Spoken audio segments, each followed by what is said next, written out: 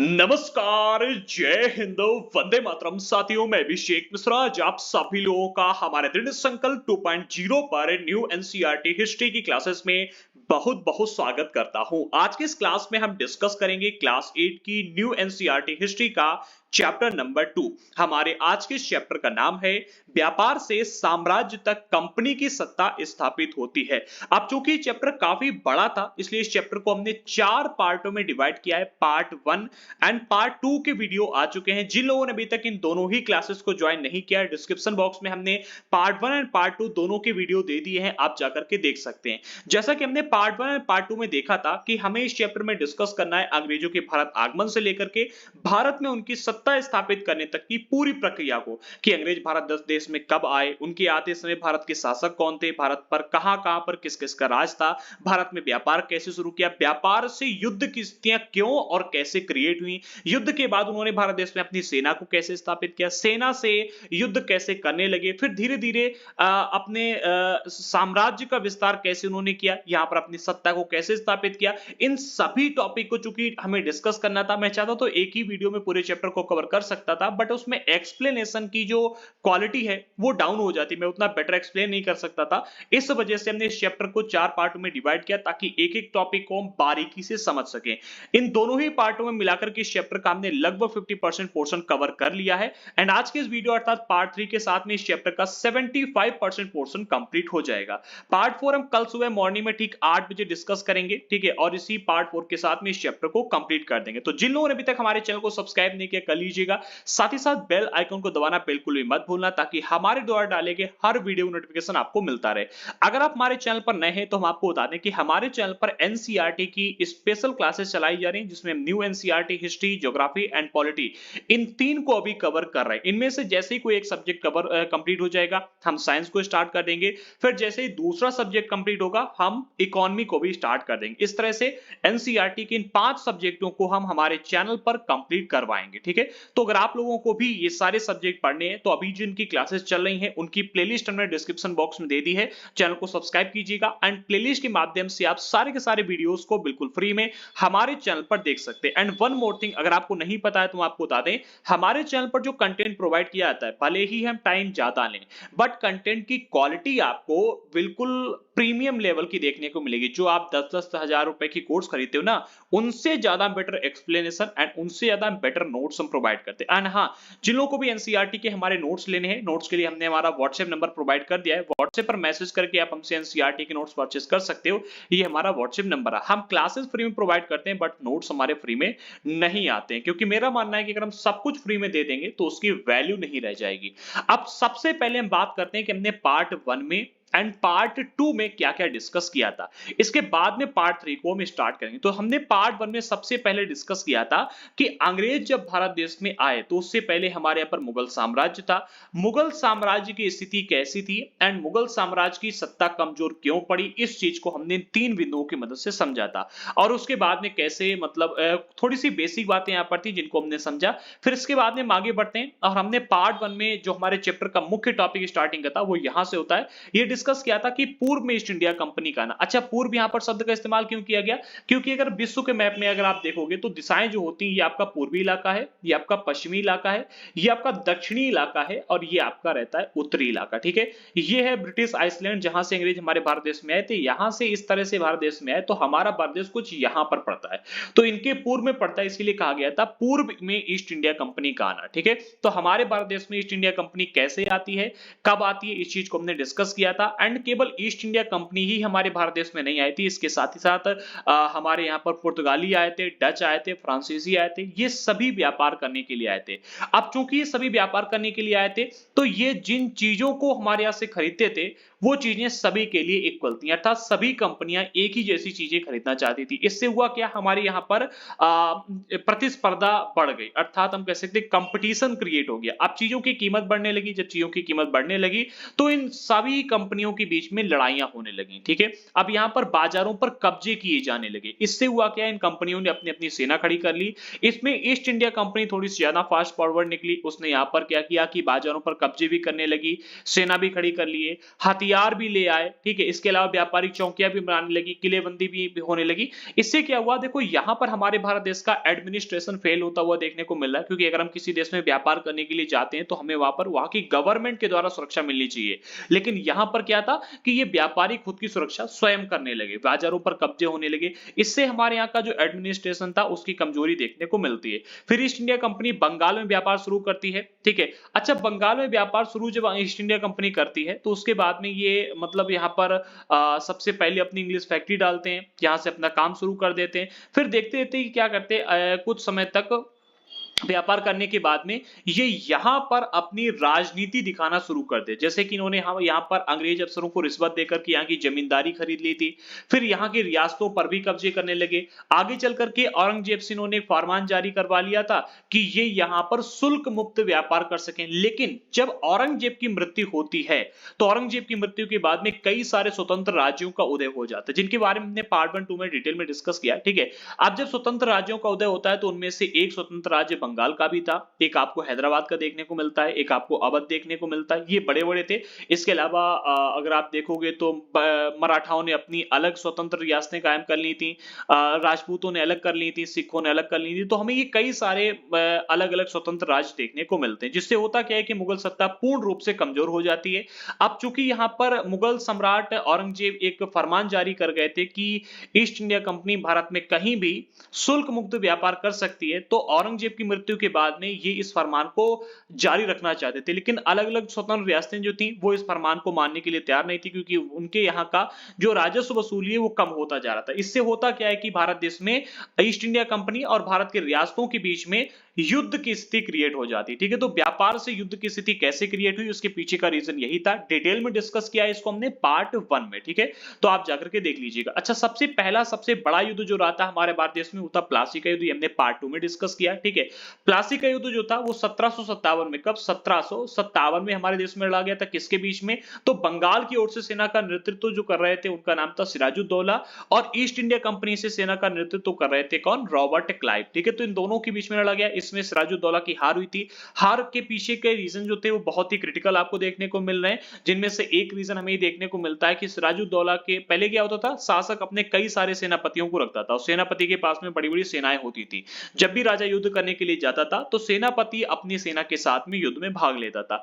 अब सिराजुद्दौला का एक काफी बड़ा सेनापति था जिसका नाम था मीर जाफर। इसके पास में बड़ी सेना थी, तो इसने क्या किया, कंपनी का साथ देते हुए, रॉबर्ट क्लाइव का साथ देते हुए सिराजुद्दौला के साथ में बगावत कर दी, इनका साथ नहीं दिया। इसने युद्ध में भाग ही नहीं लिया, जिससे होता यह है कि ईस्ट इंडिया कंपनी की यहाँ पर जीत होती है। जीत के बाद में सिराजुद्दौला को मार दिया जाता है। अब चूंकि मीर जाफर ने यहाँ पर ईस्ट इंडिया कंपनी का साथ दिया था, इस वजह से मीर जाफर को यहाँ पर नवाब बना दिया जाता है। अच्छा, मीर जाफर जब कंपनी का विरोध करने लगता है आगे चल करके, तो बक्सर का युद्ध होता है। इसे भी हमने पार्ट 2 में डिस्कस किया था, डिटेल में डिस्कस किया था। अच्छा, जब मीर जाफर विरोध करता है तो बक्सर का युद्ध होता है। इसमें मीर जाफर की हार होती है। हारने के बाद में फिर मीर कासिम को नवाब बना दिया जाता है। जब मीर कासिम विरोध करता है तो मीर कासिम को राज्य से बाहर कर दिया जाता है, और फिर से युद्ध के बाद में युद्ध होता है, और युद्ध के बाद में फिर से मीर जाफर को यहाँ पर नवाब बना दिया जाता है, ठीक है? जब मीर जाफर की मृत्यु हो जाती है तो कंपनी यहाँ पर बंगाल की बंगाल की दीवान बन जाती है, अर्थात बंगाल के शासक बन जाते हैं। बंगाल के पूरे राजस्व संसाधन पर इनका कब्जा हो जाता है। तो वही यहाँ पर कहा जा रहा है कंपनी के अफसर नवाब बन गए। इस तरह से यहाँ पर कंपनी ने सबसे बड़ी रियासत जो बंगाल थी उस टाइम पर, उसके ऊपर अपना कब्जा स्थापित कर लिया। फिर कब्जा स्थापित करने के बाद में किस प्रकार से कंपनी की जो अधिकारी थे उन्होंने अपनी जिंदगी को जिया, वो यहाँ पर दिए गए हैं, कुछ इंपॉर्टेंट फैक्ट हैं।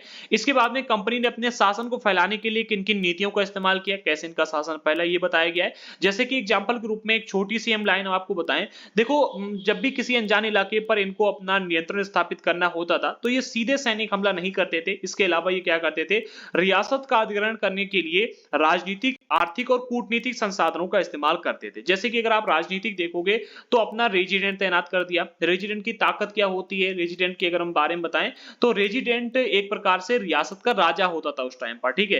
तो रेजिडेंट तैनात कर दिए। इसके अलावा सहायक संधि थोप दी। इस तरह की ये मतलब अपने संसाधनों का इस्तेमाल करते थे, नीतियों का इस्तेमाल करते थे, जिससे उस राज्य की ताकत को कमजोर करते थे, और राज्य की ताकत खत्म होने के बाद में ये उस इलाके पर कब्जा कर लेते, मतलब युद्ध करते थे, और युद्ध करने के बाद में धीरे-धीरे कई सारे राजनीतिक दांव पेच खेलने के बाद में वहां पर ही अपना कब्जा जमा लेते थे।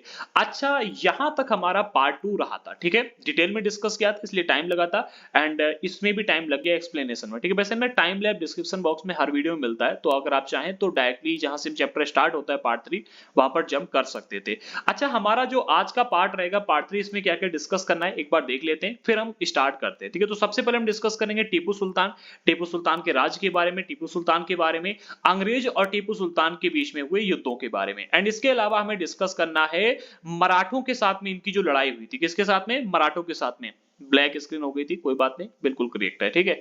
तो मराठों के साथ में इसके बाद जो इनकी लड़ाई हुई थी इसे भी डिटेल में डिस्कस करना है, और इसके बाद में अगर टाइम बचता है तो सर्वोच्चता का दावा भी डिस्कस करेंगे, और इसी के साथ में हमारा जो पार्ट 3 वो कंप्लीट हो जाएगा। फिर हम पार्ट 4 में आगे का डिस्कस करेंगे और चैप्टर को कंप्लीट करेंगे।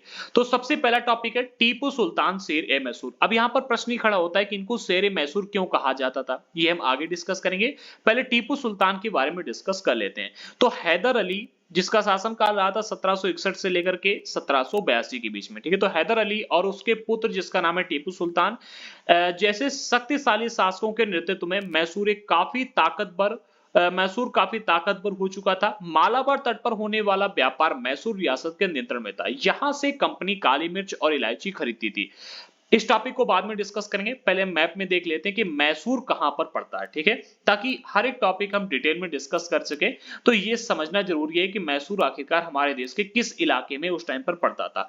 तो ये हमारे भारत देश के 3 मैप आपके सामने। पहला मैप है 1797 का, इसमें जो पीला वाला इलाका देखने को मिल रहा है ये वाला, ठीक है, पीला वाला, ठीक है। यहां पर अंग्रेजों ने 1797 तक अपना कब्जा जमा लिया था, अर्थात पूर्ण रूप से नियंत्रण कर लिया था।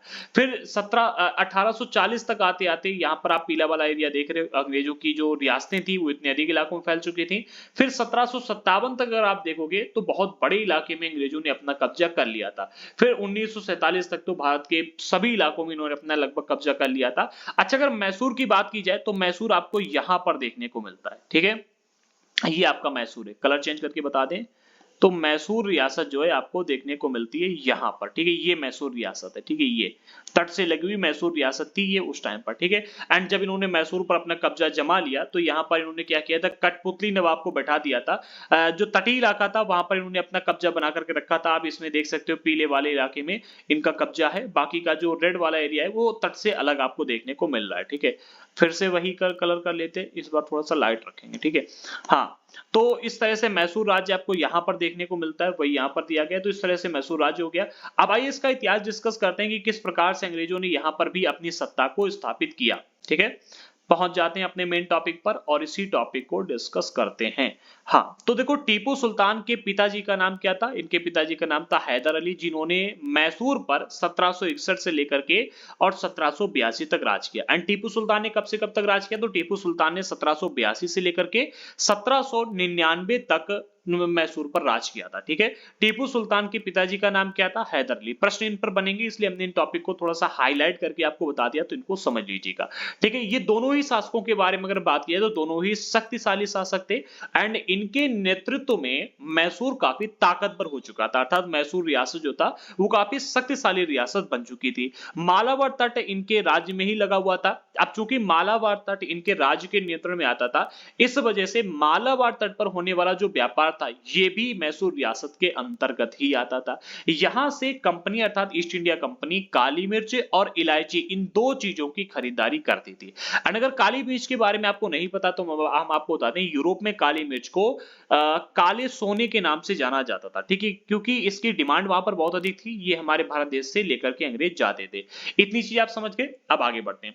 1785 में टीपू सुल्तान, देखो 1785 में टीपू सुल्तान शासक बन गया था। तो 1785 में होता ही है कि टीपू सुल्तान की और फ्रांसीसी व्यापारी जो थे इनकी काफी मित्रता हो चुकी थी। तो 1785 में टीपू सुल्तान ने अपने रियासत में पड़ने वाले जो बंदरगाह हैं यहां से चंदन की लकड़ी, काली मिर्च और इलायची इन 3 चीजों का निर्यात रोक दिया। एक टीपू सुल्तान ने फरमान जारी कर दिया कि अब ईस्ट इंडिया कंपनी के साथ में इन 3 चीजों का व्यापार नहीं होगा, ठीक है। एंड इसके अलावा ये कहा कि भाई हमारे राज्य से बाहर इन चीजों का निर्यात भी नहीं किया जाएगा, ठीक है। तथा स्थानीय सौदागर जो थे इनको भी कंपनी के साथ व्यापार करने से रोक दिया। उनका कि भाई आप कंपनी के साथ में व्यापार नहीं कर सकते, इन 3 चीजों का राज्य से बाहर निर्यात नहीं किया जा सकता। टीपू सुल्तान ने भारत में रहने वाले फ्रांसीसी व्यापारियों से घनिष्ठ संबंध विकसित किए और सिर्फ संबंध ही विकसित नहीं किए, इन फ्रांसीसी व्यापारियों की मदद से उसकी अपनी सेना का आधुनिकीकरण भी किया। इन्होंने कहा कि भाई हम केवल आपसे मित्रता ही नहीं कर रहे बल्कि आपकी सहायता से इनकी जो सेना थी टीपू सुल्तान की उसका आधुनिकीकरण कर लिया, अर्थात हथियार वगैरह जो थे नए ले लिए गए, ठीक है। इसके अलावा नई युद्ध कला भी इन्होंने डेवलप की होगी। जो भी हुआ हो, मतलब हम कह सकते हैं कि भाई अपनी सेना का आधुनिकीकरण किया, किसकी सहायता से? फ्रांसीसी व्यापारियों की सहायता से, ठीक है। आगे बढ़ते हैं, तो यहां तक चीज आपको समझ में आ गई। अगले पॉइंट में कहा जा रहा है कि सुल्तान के इन कदमों से अंग्रेज आग बबूला हो गए। पहला सुल्तान ने कदम क्या उठाया कि यहां से चंदन की लकड़ी, अगर आप देखोगे तो इस इलाके में आपको लाल चंदन देखने को मिलता है जो हमें पुष्पा भाव वाली मूवी में देखने को मिलता था, वही। अब उसकी डिमांड पूरी दुनिया में थी, तो इन्होंने कहा कि भाई इस चंदन की लकड़ी का निर्यात आज से रोक दिया जाए, ठीक है। दूसरा, इलायची का निर्यात इन्होंने रोक दिया। तीसरा, काली मिर्च का निर्यात इन्होंने रोक दिया। और इसके अलावा इन्होंने ये भी कह दिया कि हमारे जो स्थानीय सौदागर अर्थात स्थानीय व्यापारी हैं वो कंपनी के साथ में व्यापार नहीं कर सकते, ठीक है। तीसरा इन्होंने जो कदम उठाया सबसे घनिष्ठ वो ये था कि फ्रांसीसी व्यापारियों के साथ मिलकर के अपनी सेना का आधुनिकीकरण कर लिया। इन 3 कदमों की वजह से अंग्रेज जो थे वो आग बबूला हो गए, ठीक है। उन्हें हैदर अली और टीपू सुल्तान बहुत महत्वाकांक्षी, घमंडी और खतरनाक दिखाई देते थे। अब यहां पर एक शब्द का इस्तेमाल किया गया है, महत्वाकांक्षी। महत्वाकांक्षी का अगर शाब्दिक अर्थ की बात की जाए तो इसका अर्थ होता है जिसका मतलब जिसकी आकांक्षाएं बहुत अधिक हो, अर्थात जिसकी एक इच्छा पूरी होते ही वो अपनी दूसरी इच्छा प्रकट कर देता हो, ठीक है। जिसके अंदर आगे बढ़ने का जुनून हो, जो बहुत आगे तक जाना चाहता हो, ठीक है। जैसे कि टीपू सुल्तान और अगर हम हैदर अली की बात करें तो इनके बारे में अंग्रेजों ने कहा था कि भाई ये एक महत्वाकांक्षी व्यक्ति हैं, अर्थात अगर इनको अभी नहीं रोका गया तो ये हमें भारत देश से भगा देंगे, ठीक है। क्योंकि इनका जो अगर हम इनके बारे में देखें तो ये महत्वाकांक्षी, एक इच्छा पूरी होते ही ये अगली लड़ाई लड़ने लगते हैं, अगली इच्छा पूरी करने के लिए प्रयास करने लगते हैं, आगे बढ़ने वाले व्यक्ति हैं। अंग्रेजों को लगता था कि ऐसे राजाओं को नियंत्रित करना और कुचलना जरूरी है। क्या लगता था अंग्रेजों को कि ऐसे राजाओं को, कैसे? हैदर अली और टीपू सुल्तान जैसे राजाओं को नियंत्रित करना अर्थात अपने कंट्रोल में रखना या फिर कुचल देना जरूरी है। फलस्वरूप मैसूर के साथ अंग्रेजों के 4 बार जंग हुई थी। कितने बार? 4 बार लड़ाइयां हुई थी मैसूर और अंग्रेजों के बीच में, ठीक है। जिसमें अगर पूरी की पूरी टाइम पीरियड देखोगे तो एक लड़ाई 1767 से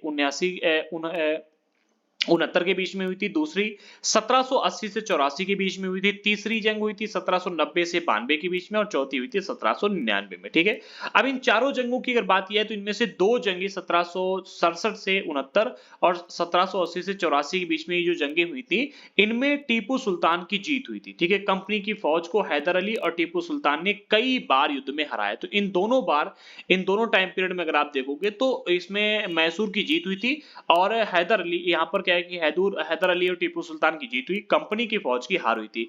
फिर 1790 से लेकर के 92 के बीच में जो युद्ध हुए थे इसमें होता ये है कि कंपनी अकेले लड़ने के लिए यहां पर नहीं आती। 1792 के युद्ध में होता यह है कि कंपनी क्या करती है, मराठों की और हैदराबाद के निजाम की, इन दोनों की सेनाओं को भी अपने साथ लेकर के आते हैं, अर्थात कंपनी की सेना हो गई, हैदराबाद के निजाम की सेना होगी और मराठाओं की, 3 सेनाएं मिलकर के इनके ऊपर अटैक करती हैं मैसूर के ऊपर। और जब 3 सेनाएं मिलकर के हमला करती हैं तो इस हमले के बाद टीपू सुल्तान को अंग्रेजों के साथ में संधि करने पड़ती। यहां पर भी पूर्ण रूप से टीपू सुल्तान को हरा पाना मुश्किल हो गया था, तो यहां पर क्या होती है, संधि होती है। इस संधि के तहत उसके 2 बेटों को, किसके? टीपू सुल्तान के 2 बेटों को अंग्रेजों ने बंधक के रूप में अपने पास रखने का फैसला लिया था। इन्होंने कहा कि भाई तुम्हारे जो 2 बेटे हैं ये बंधक के रूप में हमारे पास में रखेंगे, ठीक है। और इस तरह से इस संधि को खत्म किया गया था, ठीक है। आगे बढ़ते हैं, फिर होता यह है कि श्रीरंगपट्टम की आखिरी जंग होती है, ठीक है। 1799 की जो जंग होती है ये आगे चल करके होती है, तो इसे श्रीरंगपट्टम की आखिरी जंग कहा जाता है। इसमें कंपनी को सफलता मिली थी और अपनी राजधानी की रक्षा करते हुए टीपू सुल्तान मारे गए थे। अच्छा, इनके बारे में अगर हम डिटेल में बात करें कि भाई आपने डायरेक्टली बता दिया कि ये जंगें हुई थी, इसका नतीजा ये निकला था। अब आप कहोगे कि सर आपने गहराई से तो बताया ही नहीं, हर वीडियो में तो गहराई से बताते हो कि भाई यहाँ पर ऐसे से ऐसा हुआ था, इसके बाद में जंग हुई थी, इसके रीजन ये रहे थे, यहाँ पर रीजन क्यों नहीं बताया? तो रीजन जो अगर आप देखोगे तो काफी बड़े रहे थे, ठीक है। जिनमें से एक रीजन हमने यहाँ पर आपको बता दिया कि ये बहुत ही महत्वाकांक्षी, घमंडी और खतरनाक शासक अंग्रेजों को लगते थे, इसलिए अंग्रेजों ने इनके साथ में इनके ऊपर नियंत्रण स्थापित करने के लिए, इनको कुचलने के लिए इनके साथ युद्ध किए। इसके अलावा इसके पीछे जो और रीजन रहे थे उनको हम क्लास 12 की एनसीईआरटी हिस्ट्री में डिस्कस करेंगे, बहुत ही डिटेल में ऑलरेडी दिए गए हैं, ठीक है।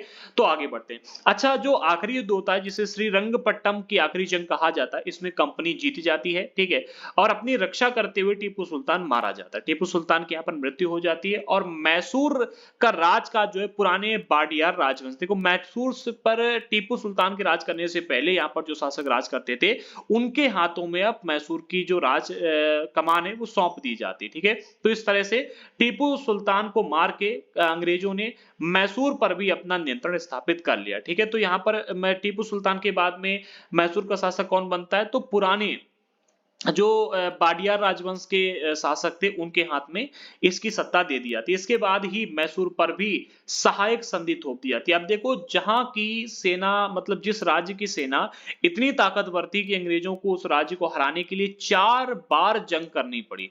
1668 से स्टार्ट होती है, हाँ 1667 से लेकर के 1799 तक लड़ाइयां लड़नी पड़ी, तब जाकर के जिस राज्य को हरा पाए वहां की सेना को भंग करवा दिया गया और वहां पर सहायक संधि थोप दी गई, ठीक है। कहां पर, मैसूर में, ठीक है। मैसूर में यहां पर सहायक संधि को थोपा गया। तो इस तरह से आप देखो कि यहां पर कितने अधिक संसाधनों का विनाश हुआ होगा, कितने लोग मारे गए होंगे और कितनी शक्तिशाली मैसूर राज्य होगा जिसको हराने में इतना टाइम लगा अंग्रेजों को, और सारे के सारे युद्ध हुए थे डायरेक्टली, ठीक है। तो इतना टाइम लगा, अर्थात मैसूर रियासत उस टाइम पर काफी शक्तिशाली रियासतों में से एक थी। अब अगले पॉइंट में कहा जा रहा है कि टीपू सुल्तान को शेर ए मैसूर क्यों कहा जाता है, क्योंकि मैंने स्टार्टिंग में आपको बताया था कि टीपू सुल्तान को शेर ए मैसूर कहा जाता था। तो इसके लिए एक बिंदु में बात बताई जा रही है, समझ लो इसको। कहा जाता है कि एक बार वे अर्थात टीपू सुल्तान और फ्रांसीसी उनके अपने फ्रांसीसी दोस्त के साथ में, एक बार टीपू सुल्तान अपने फ्रांसीसी दोस्त के साथ में जंगल में शिकार खेलने के लिए गए थे। वहां एक शेर उनके सामने आ गया। किनके सामने आ गया, इन दोनों ही लोगों के सामने आ गया। अब टीपू सुल्तान जो थे उनकी बंदूक ने मौके पर साथ नहीं दिया, अर्थात बंदूक नहीं चली।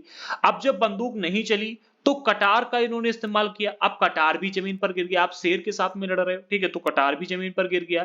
फिर भी टीपू सुल्तान निहत्ते ही शेर का मुकाबला टीपू सुल्तान ने किया, ठीक है, और आखिरकार कटार उठा लिए। उठाने के बाद में अंत में उन्होंने शेर को मार गिराया।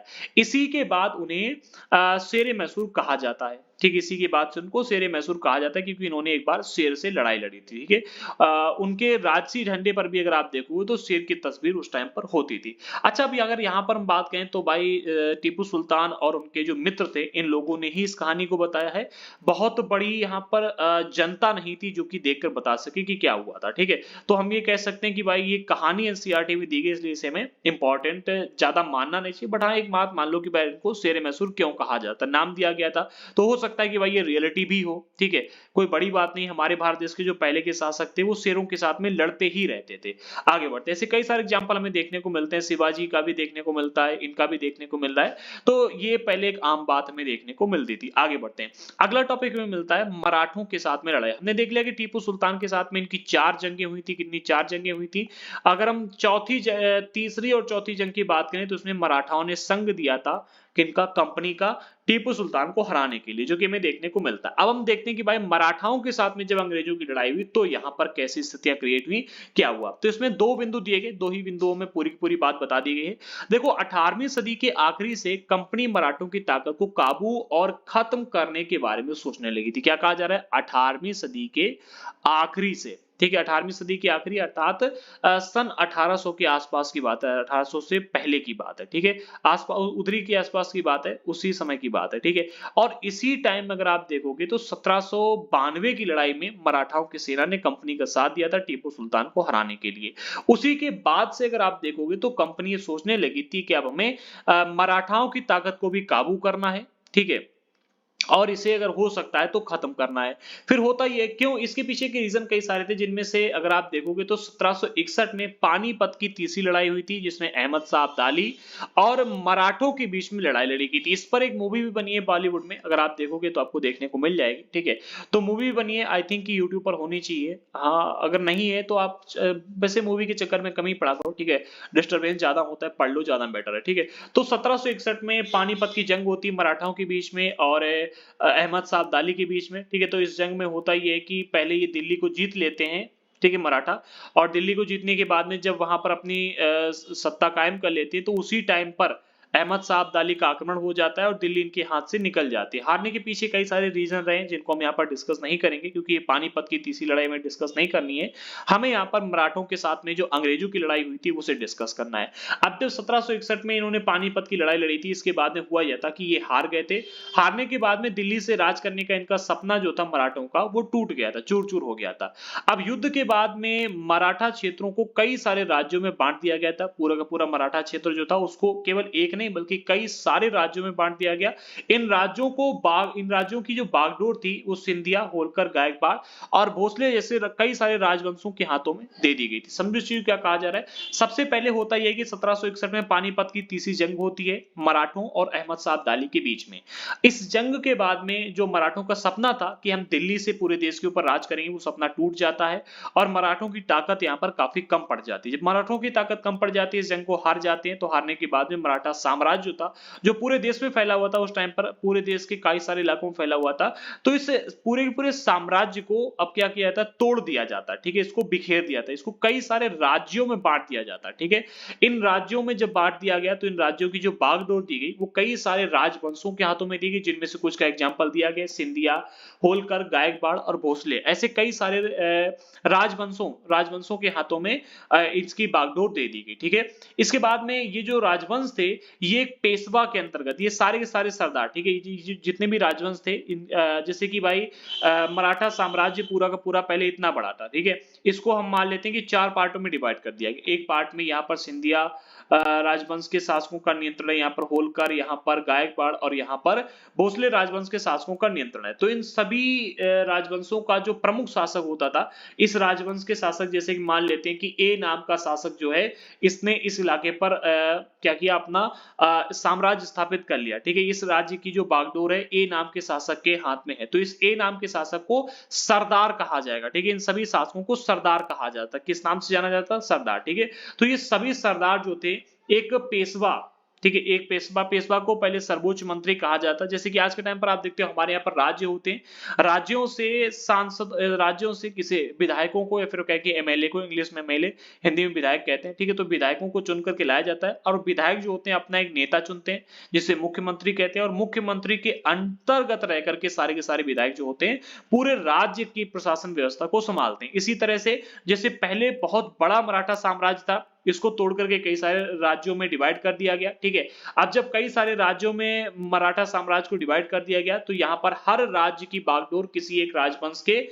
शासकों के अंतर्गत रखी गई। उस राजवंश के शासक को सरदार कहा जाता। अब जैसे कि मान लेते हैं कि 10 सरदार हैं, तो इन 10 सरदारों को का एक नेता होता था जिसे पेशवा कहा जाता। ठीक है, पेशवा को सर्वोच्च मंत्री कहते थे। पेशवा के अंतर्गत एक कन्फेडरेसी, इसको हिंदी में कहते हैं राजमंडल के सदस्य थे। ठीक है, जैसे कि आप देखते हैं कि भाई हमारे के जो ये सारे के सारे सांसद और मुख्यमंत्री होते हैं, कहां के सदस्य होते हैं? Member of legislative assembly. ठीक है, मेंबर ऑफ लेजिस्लेटिव असेंबली के जैसे सदस्य होते हैं, विधानसभा के सदस्य होते हैं।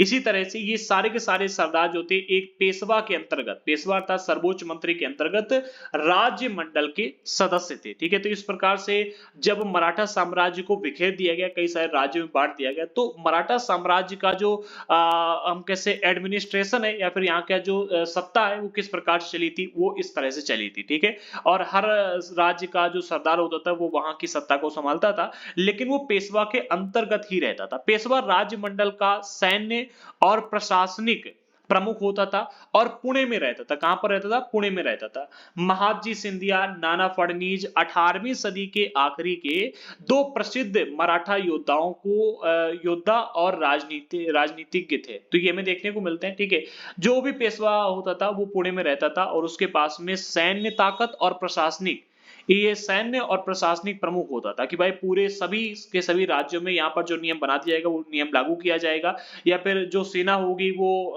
पेशवा के पास में रहेगी। ठीक है, तो पेशवा बाजीराव के बारे में हमें देखने को मिलता है, एक मूवी भी बनती है, तो उससे अब जाकर के इसके बारे में थोड़ा सा हिंट वहां पर आपको देखने को मिल जाएगा। ठीक है, तो जैसे कि महादजी सिंधिया हो गए, नाना फडणवीस हो गए, 18वीं सदी के आखिरी में ये 2 प्रसिद्ध मराठा योद्धा और राजनीतिज्ञ देखने को मिलते हैं। ये भी काफी इंपॉर्टेंट रहते हैं, ये पेशवा नहीं थे, याद रखना। ठीक है, आगे बढ़ते हैं। अगले पॉइंट में कहा जा रहा है एक के बाद एक युद्ध, एक के बाद एक युद्ध, एक मिनट, एक के बाद एक कई युद्धों में कंपनी में कई युद्धों में कंपनी ने मराठाओं को घुटने टेकने पर मजबूर कर दिया। अच्छा, होता यहाँ पर ये है कि एक के बाद एक के बाद एक कंपनी के साथ में मराठाओं के कई सारे युद्ध होते रहे, ठीक है? हर युद्ध में कोई ना कोई संधि कर ली या फिर कुछ न हार के चले गए अंग्रेज, ठीक है? तो ऐसे मतलब इन्होंने अपनी राजनीतिक, आर्थिक और कूटनीतिक स्थितियों का, कूटनीतिक षड्यंत्रों का इस्तेमाल करना मराठाओं के साथ में शुरू कर दिया था। तो एक के बाद एक कई सारे युद्ध हुए, ठीक है? कई सारे युद्धों के बाद में मराठा जो थे उन्होंने घुटने टेक दिए। पहला आंग्ल मराठा युद्ध हुआ था 1782 में, मराठा और अंग्रेजों के साथ में हुआ था। मराठा और अंग्रेजों के बीच में पहला आंग्ल मराठा युद्ध जिसे कहा जाता है 1782 में हुआ था। इसमें सालबाई की संधि हुई थी, ठीक है? और सालबाई की संधि के साथ में इस युद्ध को खत्म कर दिया गया था, जिसमें कोई पक्ष नहीं जीता था, बराबर रहे थे। फिर दूसरा आंग्ल मराठा युद्ध होता है 1803 में, ठीक है? पहला 1782 में, दूसरा 1803 में, अर्थात 5 साल बाद, ठीक है? 1803 से लेकर के 5 के बीच में हुआ था। ये इसमें क्या हुआ था कि 1803 में देवगांव की संधि हुई थी और उड़ीसा, यमुना, इन दो इलाकों के ऊपर के उड़ीसा और यमुना के उत्तर में स्थित आगरा व दिल्ली सहित के कई भूभाग अंग्रेजों के कब्जे में आ गए थे। तो ये युद्ध काफी इंपॉर्टेंट रहा था। पहले युद्ध में संधि हो गई थी, ठीक है? कोई पक्ष नहीं जीता था। दूसरे पक्ष की अगर बात की जाए तो इसमें भी संधि हुई थी, जिसे देवगांव की संधि कहा जाता है। लेकिन इसमें होता यह है कि उड़ीसा और यमुना के उत्तरी इलाके में स्थित आगरा और दिल्ली सहित कई सारे भूभाग अंग्रेजों के कब्जे में चले गए थे। तो इसमें हम कह सकते हैं कि भाई अंग्रेजों की इसमें जीत रही थी, लेकिन यहाँ पर भी संधि कर ली गई थी। फिर तीसरा युद्ध होता है 1817 से लेकर के 19 के बीच में। तीसरे आंग्ल मराठा युद्ध में मराठों की ताकत को पूरी तरह से कुचल दिया गया था और पेशवा को पुणे से हटाकर के कानपुर के पास में पेंशन पर भेज दिया गया था, ठीक है? तो यहां पर ये एक स्थिति हमें देखने को मिल रही है कि अंग्रेज डायरेक्टली किसी भी इलाके पर अपना नियंत्रण स्थापित नहीं करते थे। अगर जीत भी लिया तो वहां पर संधि कर ली और पहले उसी शासक को वहां पर बैठाते थे, उसकी ताकत को और कम करते थे और राज्य की स्थिति को समझने का प्रयास करते थे। फिर धीरे धीरे वहां पर अपना नेता बैठा देते, धीरे धीरे वहां पर अपने शासक को ले जाते थे, ठीक है? तो वही यहां पर भी किया, पहला युद्ध किया, दूसरा युद्ध किया, ठीक है? पहला युद्ध किया, सालबाई की संधि के साथ में खत्म कर दिया। दूसरा युद्ध किया, देवगांव की संधि के साथ में खत्म कर दिया। पहले युद्ध में मराठाओं की ताकत को कम कर दिया, दूसरे युद्ध में अगर आप देखो तो और अधिक कम कर दिया। तीसरे युद्ध में अगर हम देखें तो मराठाओं को पूर्ण रूप से उन्होंने कुचल दिया, ठीक है? तीसरा युद्ध हुआ था 1817 से 19 के बीच में, ठीक है? यहां पर मराठाओं की ताकत पूरी तरीके से कुचल दी जाती है। मराठाओं का जो पेशवा था उसको पुणे से हटा दिया जाता है, हटा करके कानपुर में भेज दिया जाता है पेंशन पर, ठीक है? कानपुर में पेंशन पर भेज दिया जाता है। अब बिंद के दक्षिण में स्थित पूरे भूभाग पर कंपनी का नियंत्रण स्थापित हो चुका था। तो इस तरह से अगर आप देखोगे तो कंपनी ने भारत में मराठाओं के साम्राज्य को भी तबाह कर दिया और उनके इलाके पर भी अपना कब्जा कर लिया। अगला पॉइंट मिलता है सर्वोच्चता का दावा। इतना सब होने के बाद में फिर कंपनी ने यह दावा कर दिया था कि उसकी सत्ता सर्वोच्च है। किस तरह से, समझो इस चीज को। 3 बिंदुओं के माध्यम से समझाएंगे और इसी के साथ में चैप्टर को कंप्लीट कर देंगे। पहले बिंदु में कहा जा रहा है कि 19वीं सदी की शुरुआत से कंपनी क्षेत्रीय विस्तार की आक्रामक नीति पर चल रही थी। कब? 19वीं सदी की शुरुआत से। 19वीं सदी का आता है सन 1800 से लेकर के 1900 के बीच की यहां पर बात की जा रही है, ठीक है? तो इन 100 सालों में अगर आप देखो तो 1800 से ही 19वीं सदी की शुरुआत से अगर आप देखोगे तो कंपनी अर्थात ईस्ट इंडिया कंपनी क्षेत्रीय विस्तार की आक्रामक नीति पर चल रही थी, अर्थात अपने साम्राज्य का बहुत बड़े पैमाने पर विस्तार करने के लिए खड़ी हो गई थी और विस्तार करने लगी थी। इसमें लॉर्ड हेस्टिंग, एक मिनट इसको इरेज कर देते हैं। इसमें होता यह कि लॉर्ड हेस्टिंग, जिसने भारत में, अगर हम इसकी बात करें तो 1813 से लेकर के 23 तक ये हमारे भारत देश में गवर्नर जनरल के रूप में रहा था। इसने क्या किया था? इसके नेतृत्व में सर्वोच्चता की एक नई नीति शुरू की गई थी। लॉर्ड हेस्टिंग्स ने ही इस सर्वोच्चता की नई नीति को लागू किया था। कंपनी का दावा था कि उसकी सत्ता सर्वोच्च है, यानी कि सबसे ऊपर। सर्वोच्च का अर्थ होता है सबसे ऊपर, भारतीय राज्यों से सबसे ऊपर, इसलिए वह भारतीय राज्यों के ऊपर है, ये दावा किया था लॉर्ड हेस्टिंग्स ने, ठीक है? कंपनी की ओर से दावा किया था और कंपनी ने कहा था कि भाई अपने हितों की रक्षा के लिए वह भारतीय रियासतों का अधिग्रहण करने और उनको अधिग्रहण की धमकी देने का अधिकार अपने पास रखती है। कंपनी का कहना था कि भाई कंपनी की जो सत्ता है वो सर्वोच्च है, अर्थात सर्वोच्च अर्थात सभी भारतीय रियासतों, सभी भारतीय राज्यों से ऊपर है। इसको लेकर के इन्होंने कई सारे तर्क भी दिए थे कि भारत में तो जाहिल रहते हैं, ठीक है? यहाँ पर सभ्यता नाम की कोई चीज नहीं है, ठीक है? यहाँ पर ये जातिवाद है, महिलाओं को घर से बाहर नहीं निकलने देते, और भी कई सारे प्रथा दिए गए थे जिनके बारे में हम आगे के चैप्टर्स में डिस्कस करेंगे। अब यहाँ पर बस इतना समझो कि कंपनी ने दावा किया कि उनकी सत्ता सर्वोच्च है और इस वजह से कंपनी अपने हितों की रक्षा करने के लिए भारतीय रियासतों का अधिग्रहण कर सकती है। ठीक है, अधिग्रहण करने और केवल अधिग्रहण नहीं बल्कि अधिग्रहण की धमकी देने के लिए भी अपने पास अधिकार रखती है। ठीक है, ये कंपनी का यहाँ पर कहना था। ये किसने कहा था? लॉर्ड हेस्टिंग के समय जब ये गवर्नर जनरल था तो कंपनी की तरफ से बयान ये आया था। ठीक है, ये सोच के बाद भी अंग्रेजों की नीतियों में ये जो सोच थी ये सोच बाद में भी अंग्रेजों की नीतियों में दिखाई दे रही थी। यानी कि जब ये लॉर्ड हेस्टिंग्स अपने पद पर नहीं रहे, गवर्नर जनरल नहीं रहते, उसके बाद भी ये सोच हमें अंग्रेजों की नीतियों में दिखाई दे रही थी। अगले पॉइंट में कहा जा रहा है कि लेकिन ये प्रक्रिया बेरोक टोक नहीं चली। अर्थात इन्होंने कहा कि भाई हमारी सत्ता तो सर्वोच्च है, हम किसी भी इलाके का अधिग्रहण कर सकते हैं और अधिग्रहण करने की किसी भी इलाके को धमकी भी दे सकते हैं। तो ये जो इन्होंने बात की थी बेरोक टोक, इनकी ये प्रक्रिया चली नहीं। उदाहरण के लिए जब अंग्रेजों ने कित्तूर, फिलहाल कर्नाटक है इसका नाम, ठीक है, तो कित्तूर के छोटे से राज्य को कब्जे में लेने का प्रयास किया। फिलहाल कर्नाटक, हाँ कित्तूर जो है कर्नाटक के अंदर ही स्थित है। ठीक है, तो जब कित्तूर के एक छोटे से राज्य में जब अंग्रेजों ने कित्तूर के छोटे से राज्य को कब्जे में लेने का प्रयास किया तो वहां की रानी थी चेन्नम्मा। ठीक है, तो चेन्नम्मा ने हथियार उठा लिए और अंग्रेजों के खिलाफ आंदोलन छेड़ दिया। ठीक है, इसके अलावा 1824 में इन्हें गिरफ्तार कर लिया गया। किनको? रानी चेन्नम्मा को गिरफ्तार कर लिया गया और 1829 तक जाते जाते इनकी जेल में ही मृत्यु हो गई। अब जब रानी चेन्नम्मा की जेल में मृत्यु हो गई तो चेन्नम्मा के बाद में कित्तूर में ही स्थित संगोली, यहां पर एक गरीब चौकीदार रहता था जिसका नाम था रायन्ना। ठीक है, रायन्ना ने ये प्रतिरोध जारी रखा। जब इनकी मृत्यु हो गई तो उसके बाद भी रायन्ना नाम का एक व्यक्ति था जो कि चौकीदार था। ये संगोली जगह पर स्थित एक गरीब चौकीदार था जो कि वहां पर रहता था। तो इसने क्या किया? रानी की मृत्यु के बाद भी, रानी की जेल जाने के बाद भी इस प्रतिरोध को जारी रखा, जैसा प्रतिरोध रानी चेन्नम्मा ने शुरू किया था। चौतरफा समर्थन और सहायता से उन्होंने बहुत सारे ब्रिटिश शिविरों और दस्तावेजों को नष्ट कर दिया था। आखिरकार उन्हें भी अंग्रेजों ने पकड़ लिया और 1830 में फांसी पर लटका दिया। तो इस तरह से देखो अंग्रेजों ने ये मतलब दावा तो कर दिया था कि भाई हमारी सत्ता सर्वोच्च है, लेकिन इसके बाद भी इनकी ये जो दावा रहा ये बेरोक टोक नहीं चला। जब भी ये किसी इलाके में अधिग्रहण करने के लिए, फिर अधिग्रहण की धमकी देने के लिए गए तो वहां पर इनको विरोध देखने को मिला। ठीक है, ये इन्होंने जारी कर दिया कि भाई हमारी सत्ता सर्वोच्च है, कह देने से सर्वोच्च थोड़ी ना हो जाती। तो यहाँ पर भारतीय लोगों ने इनका विरोध बड़े पैमाने पर किया जो कि हमें देखने को मिलता है। एक उदाहरण मिलता है रानी चेन्नम्मा का। ठीक है, रानी चेन्नम्मा की मृत्यु के बाद में रायन्ना नाम का चौकीदार था, इसने विरोध किया। 1830 के दशक के अंत तक ईस्ट इंडिया कंपनी रूस के प्रभाव से बहुत डरी हुई थी, क्योंकि रूस का प्रभाव जो था वो बढ़ता चला जा रहा था। कंपनी को भय था कि कहीं रूस का प्रभाव पूरे एशिया में फैलकर उत्तर पश्चिम से भारत को भी अपने चपेट में ना ले ले।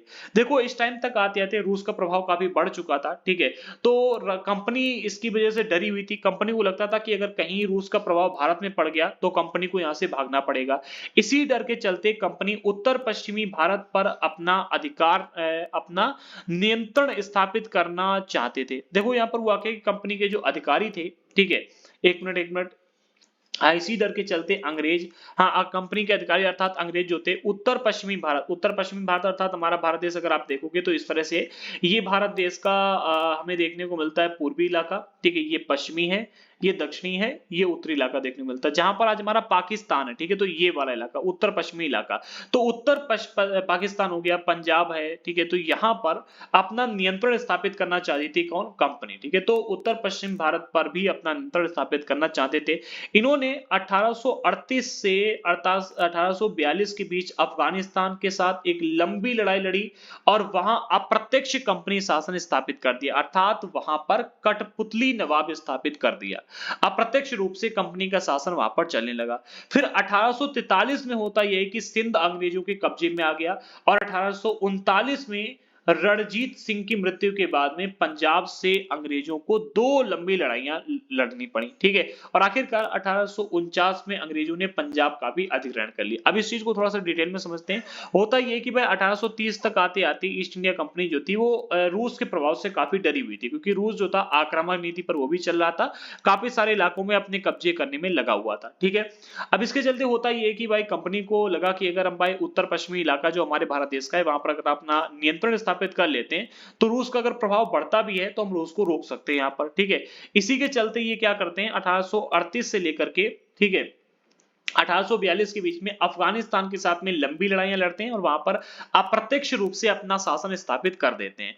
फिर 1843 में सिंध पर ये हमला बोलते हैं, ठीक है, जो कि अगर आप देखोगे तो वो हमें देखने को मिलता है यहाँ पर मराठाओं वगैरह का यहाँ पर ज्यादा शासन देखने को मिलता था। सिंध अंग्रेजों के कब्जे में 1843 तक आते आते आ जाता है। फिर 1839 में रणजीत सिंह की मृत्यु हो जाती है और इसके बाद में पंजाब से इनको 2 लड़ाइयां लड़नी पड़ती हैं अंग्रेजों को, और 2 लंबी लड़ाइयां लड़ने के बाद में 1849 में अंग्रेजों ने पंजाब का भी अधिग्रहण कर लिया, ठीक है। अगर हम मराठाओं के साथ में लड़ाई को यहाँ पर देखते हैं तो 1819 में अगर आप देखोगे तो तीसरा आंग्ल मराठा युद्ध हुआ था, जिसके बाद में इन्होंने यहाँ पर क्या है कि यहाँ का जो पेशवा था, जिसे हम कहते हैं कि भाई सर्वोच्च मंत्री था, उसे हटाकर कानपुर भेज दिया था। फिर यहाँ पर भी इन्होंने अपना शासन स्थापित कर लिया था। धीरे धीरे बिंद को इन्होंने अपने बिंद के दक्षिण में स्थित पूरे भाग को अपने नियंत्रण में ले लिया था, दक्षिण वाले भाग को अभी तक लिया था। लेकिन 1843 तक जाते आते यहाँ पर देखा ना हमने, ठीक है, सिंध को भी अपने कब्जे में ले लिया। बिंद और सिंध 2 अलग इलाके थे। सिंध जिसे आज हम कहते हैं, सिंध इलाका हमारे कश्मीर साइड में था। एक मिनट मैप में देख लेते हैं। मैप में सिंध इलाके का पूरा वो नहीं दिया गया, ठीक है। लाहौर है, दिल्ली है, बड़ोदरा है, सिंध का नहीं दिया। दक्षिणी यहीं पर हमें सिंध भी देखने को मिलता था इसी इलाके में। तो सिंध पर भी इन्होंने कब्जा कर लिया। अब जब इन्होंने सिंध पर कब्जा कर लिया तो हम कह सकते हैं कि भाई भारत के बहुत बड़े इलाके पर इनका कब्जा था। 1843 में सिंध को कब्जे में ले लिया। 1839 में रणजीत सिंह की मृत्यु के बाद में फिर पंजाब से लड़ाई लड़ते हैं और 49 तक आते आते पंजाब का भी अधिग्रहण कर लेते हैं, ठीक है। तो इस तरह से इन्होंने भारत देश के काफी बड़े इलाके में अपनी सत्ता को स्थापित कर लिया था। पार्ट नंबर 4 में हम डिस्कस करेंगे सबसे पहले विलय नीति को, ठीक है। विलय नीति में होता ये था कि अगर किसी शासक की मृत्यु होती थी और उसका कोई पुरुष वारिस नहीं था, तो उसका कोई पुत्र नहीं है, तो उस रियासत का कंपनी अधिग्रहण कर लेती थी, अर्थात वो कंपनी उस रियासत को हड़प लेती थी, ठीक है। जिसमें अगर आप देखो तो उदयपुर की रियासत, झांसी की रियासत, हमें झांसी की रानी की लड़ाई देखने को मिलती है, तो वो, इसके अलावा नागपुर है, संबलपुर है, तो इनकी रियासतों का इन्होंने अधिग्रहण किया था। सबसे पहले सतारा का अधिग्रहण किया था, ठीक है। और उसके बाद में 1757 तक आते आते जब हमारे भारत देश में पहला विद्रोह हुआ था, 1857 की क्रांति हुई थी, तब तक आते आते भारत का जो आपको यहाँ पर पीला वाला एरिया देखने को मिल रहा है, इतने इलाके तक भारत पर इन्होंने कब्जा कर लिया था, ठीक है। तो ये हम डिस्कस करेंगे पार्ट 4 में, ठीक है, क्योंकि 41 मिनट की ऑलरेडी क्लास हो चुकी है। अगली क्लास हम डिस्कस करेंगे पार्ट 4 में, ठीक है। फिर नए शासन की व्यवस्था इन्होंने कैसे चलाई, ठीक है, कैसे इन्होंने न्याय के लिए काम किए, ठीक है। जैसे अगर आप देखो तो फौजदारी, दीवानी, 2 इन्होंने अदालतों की स्थापना की थी और भी कई सारे कांड किए थे, जिनके बारे में हम डिस्कस करेंगे पार्ट 4 में। एंड आई होप कि ये जो पार्ट 3 हम आज आपके लिए लेकर के आई आपको समझ में आया होगा। अगर नहीं आया तो कमेंट बॉक्स में आप बता सकते हो। जो भी टॉपिक समझ में नहीं आया है हम अगले पार्ट में जरूर उसे कवर करेंगे। तो मिलते हैं अगले वीडियो के साथ में, तब तक